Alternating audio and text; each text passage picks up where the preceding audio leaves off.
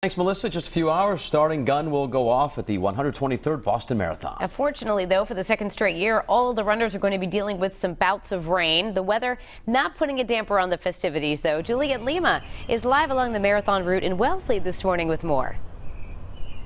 That's right, Danielle and Patrick. We're coming to you live from Central Street in Wellesley. You can see the barricades are up on this stretch of the marathon route. They're good to go. No one here just yet, though. There's still quite a few hours until the race starts, but the weather right now is holding up. A little drizzly, but really not all that bad. Of course, we are expecting some heavier rain later in the morning.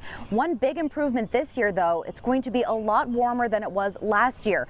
20 degrees warmer, in fact. People may remember last year's marathon, temperatures dipped into the 40s, and it was raining heavily pretty much the entire time. PETA is forecasting some dry times for runners today, and the city is being better prepared for the elements this year. They've set up 8 weather shelters, one in every town along the marathon route, compared to just 4 used last year. They also adjusted the start times for certain waves of runners so they won't have to stand around waiting in the rain. With 30,000 runners and up to 1 million spectators expected in the city of Boston, police are significantly increasing patrols all throughout the marathon route. We'll be activating our Emergency Operations Center to coordinate with all of our city and state agencies. We will not tolerate drinking in public. We will not tolerate smoking marijuana in public. This is also a family event. There'll be a lot of kids in town. And of course, if you are coming as a spectator to watch the marathon, you are not allowed to bring backpacks, coolers, or any other big bulky items. There, of course, will be that increased police presence. And for the first time ever, this year's marathon is falling on the exact anniversary of the bombings 6 years ago. Coming up a little later in the show, we'll tell you what the city is doing to honor the victims. Reporting live in Wellesley, I'm Juliette Lima, Eyewitness News.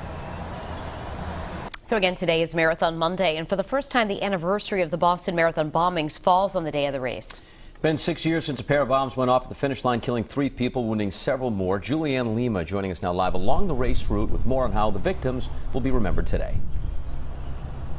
Well, April 15th, 2013 is a day that will forever stand out in Boston's history. 3 people were killed in a pair of bombings on that Marathon Monday. And this year, we're getting our first look at some memorials being created to honor them. 29-year-old Crystal Campbell, 23-year-old Lou Lindsay, and 8-year-old Martin Richard all died in the explosions. In the past several years, a team of 100 artisans have been working tirelessly on 2 memorials to honor them. They're made of 3 blocks of granite encircled in bronze with the victims' names etched onto them. Each memorial features a 20-foot light fixture, and they'll be placed at the sites of the 2 bombings. The markers also honor 2 police officers who died in the aftermath of the explosions during the manhunt for the Tsarnaev brothers. The memorial markers aren't expected to be finished until summertime, but for the first time, we're hearing from the artist behind the sculptures.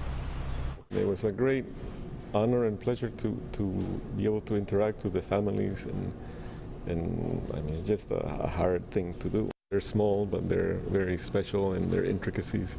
So hopefully it'll just allow people to be a little bit quiet when they go in there and reflect. And Boston's Mayor Marty Walsh says, as always, there will be an increased police presence on all the communities along the race route. We'll have more details on security for the day coming up at the top of the hour. Reporting live in Wellesley, I'm Juliette Lima, Eyewitness News.